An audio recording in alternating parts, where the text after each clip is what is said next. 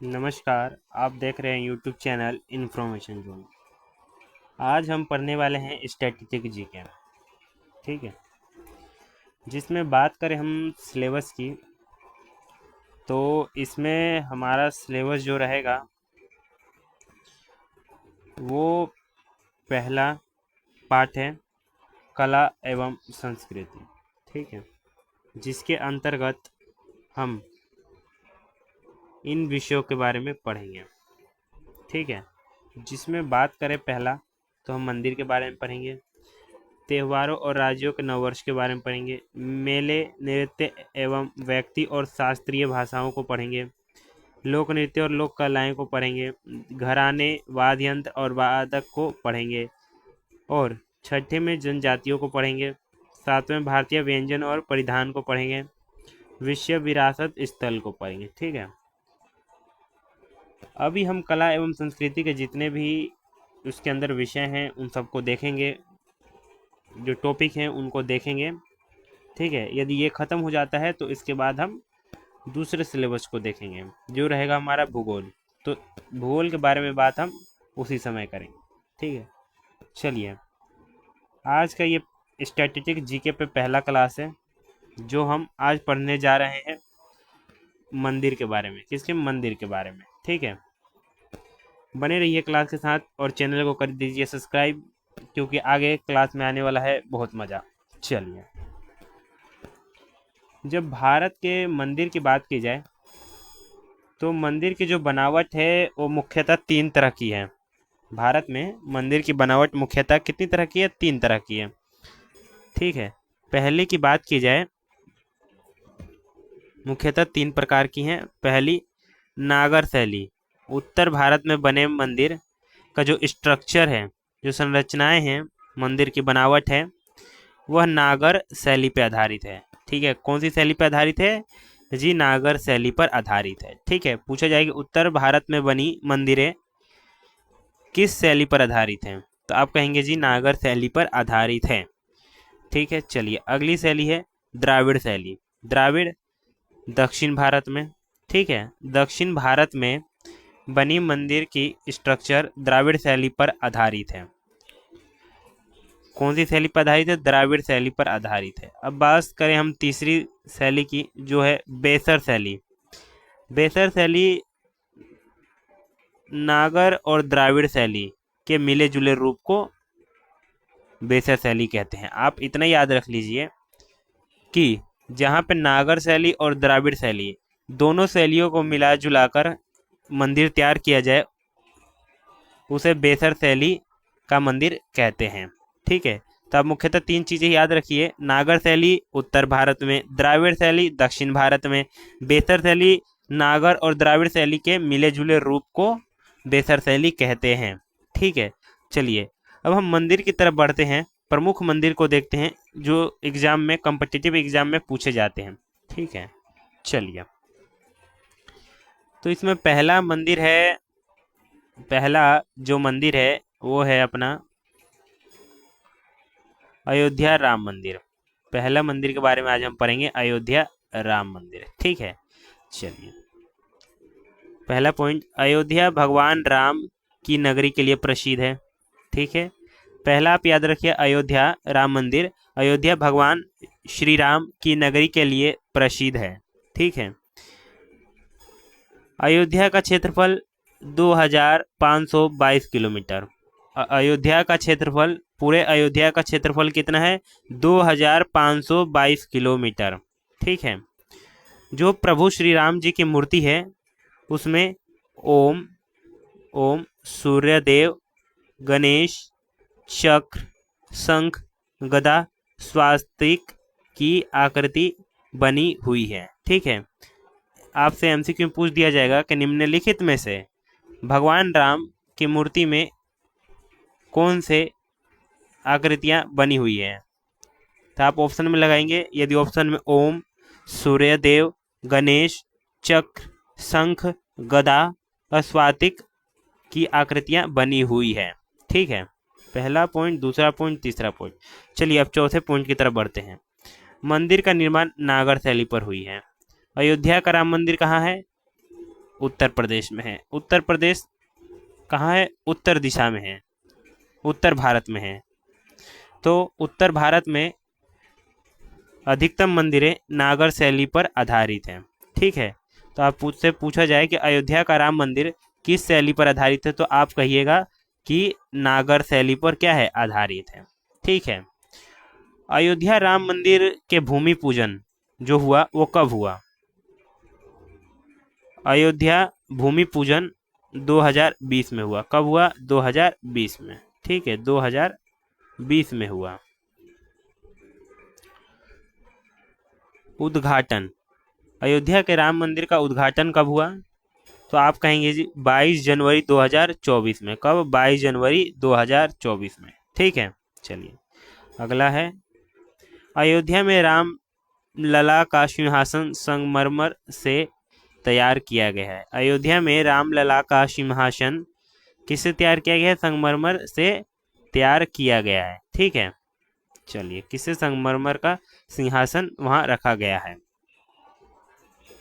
चलिए, अयोध्या के राम मंदिर की नींव बनाने के लिए 2587 क्षेत्र 2587 क्षेत्र की मिट्टी का इस्तेमाल हुआ है। जब अयोध्या का राम मंदिर बन रहा था तो वहां नींव बनाने के लिए 2587, कितना? 2587 मिट्टियों का इस्तेमाल हुआ है। ठीक है, वहां के नींव देने के लिए। चलिए आगे बढ़ते हैं। अगला है, अयोध्या सरयू नदी के तट पर स्थित है। अयोध्या किस नदी के तट पर स्थित है? सरयू नदी के तट पर है। ठीक है, जिसे जीवनदायिनी नदी माना जाता है। जिसे कौन सी नदी माना जाता है? सरयू नदी को जीवनदायिनी नदी माना जाता है। ठीक है, चलिए, अयोध्या मंदिर की आधारशिला नरेंद्र मोदी ने रखी। ठीक है, अयोध्या का जो राम मंदिर है उसकी आधारशिला किसके द्वारा रखी गई? प्रधानमंत्री श्री नरेंद्र मोदी द्वारा रखी गई। ठीक है, चलिए आगे देखते हैं। जो इसमें 12 से 13 पॉइंट है, आपको अयोध्या राम मंदिर के लिए इतना ही याद रखना है। ठीक है, चलिए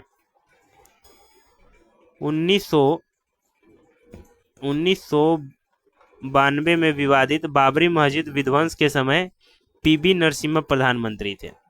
जब बाबरी मस्जिद विध्वंस हुआ, कब हुआ? जो बाबरी मस्जिद को लेकर विवाद हुआ वो कब हुआ? आप कहेंगे जी 1992 में हुआ। कब हुआ? 1992 में हुआ। ठीक है, और उस समय के प्रधानमंत्री कौन थे? पीवी नरसिम्हा। ठीक है, पीवी नरसिम्हा राव उस समय के प्रधानमंत्री थे। पीवी नरसिम्हा राव, ठीक है, वहां के प्रधानमंत्री थे, उस समय के प्रधानमंत्री थे। चलिए अगला देखते हैं हम। अयोध्या के राम मंदिर में 5 मंडप। अयोध्या के राम मंदिर में कितने मंडप है? 5 मंडप का निर्माण किया गया है।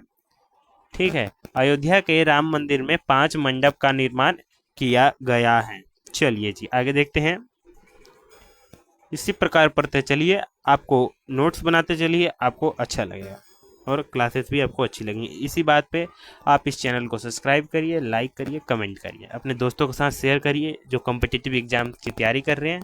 ठीक है, चलिए, अयोध्या राम मंदिर के लिए रामलला की मूर्ति अरुण योगी राज ने बनाया। आपसे ये पूछा जाए कि अयोध्या में जो रामलला की मूर्ति है वो किसके द्वारा बनाई गई है, तो आप कहेंगे कि अरुण योगी राज द्वारा बनाई गई है। ठीक है, आप इसको नोट कर लीजिएगा।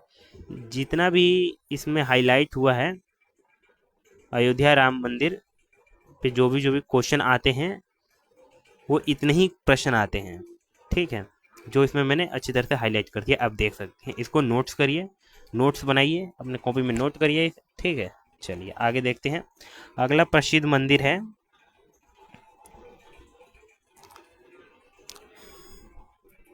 दिलवाड़ा जैन मंदिर। कहाँ पे है? दिलवाड़ा जैन मंदिर कहाँ पे है? राजस्थान में। दिलवाड़ा जैन मंदिर कहाँ पे है?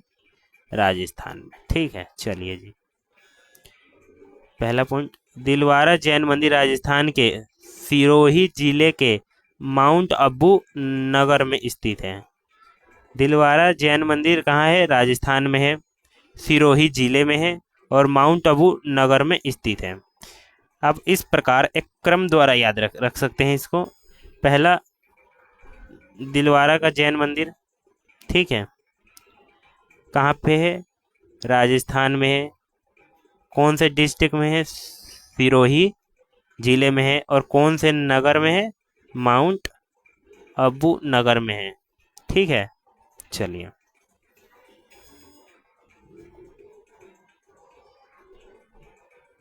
आगे देखते हैं।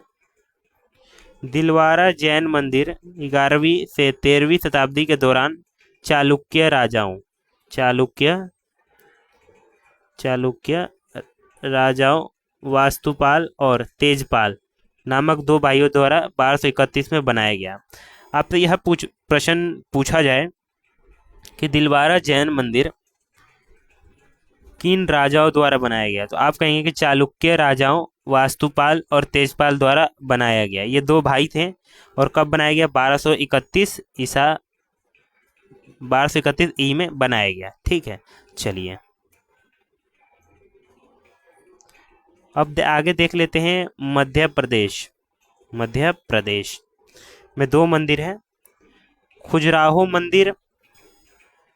खजुराहो मंदिर, ठीक है, और दूसरा है सांची का स्तूप। खजुराहो मंदिर और सांची का स्तूप कहाँ है, कि भारत के किस राज्य में है? तो आप कहेंगे कि मध्य प्रदेश में है। ठीक है, चलिए पहले पॉइंट्स को देखते हैं। खजुराहो मध्य प्रदेश के हथपुर जिले में स्थित है। खजुराहो किस राज्य में? मध्य प्रदेश में। और कौन से जिले में? तो आप कहेंगे कि ये हथरपुर जिले में स्थित है। ठीक है, कौन से जिले में? हथरपुर जिले में स्थित है। निर्माण किसके द्वारा किया गया था? तो आप कहेंगे चंदेल राजवंश द्वारा किया गया था। ठीक है,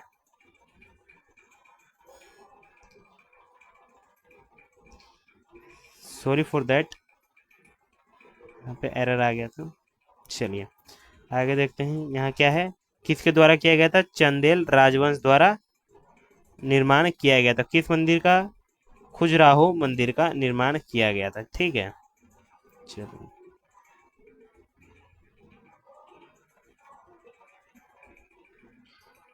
चलिए ये हो गया। और कौन से जिले में स्थित है खजुराहो मंदिर? राज्य कहेंगे कि राज्य कहाँ है? उत्तर प्रदेश में स्थित है। और कौन से जिले में है? तो आप कहेंगे हथरपुर जिले में स्थित है। ठीक है, चलिए अगला देखते हैं। सांची का स्तूप। यहाँ कई बौद्ध स्मारक हैं। सांची का महान मुख्य स्तूप मूलतः सम्राट अशोक ने तीसरी सदी ईसा पूर्व में बनाया था। आप कहेंगे कि सांची का स्तूप किसके द्वारा बनाया गया था? तीसरी सदी ईसा पूर्व में बनाया गया था। किसके द्वारा? अशोक द्वारा, सम्राट अशोक द्वारा। ठीक है, चलिए किसके द्वारा बनाया गया था? अशोक द्वारा बनाया गया था। बौद्ध धर्म से संबंधित जो सांची का स्तूप है वो किस धर्म से संबंधित है? तो आप कहेंगे कि बौद्ध धर्म से संबंधित।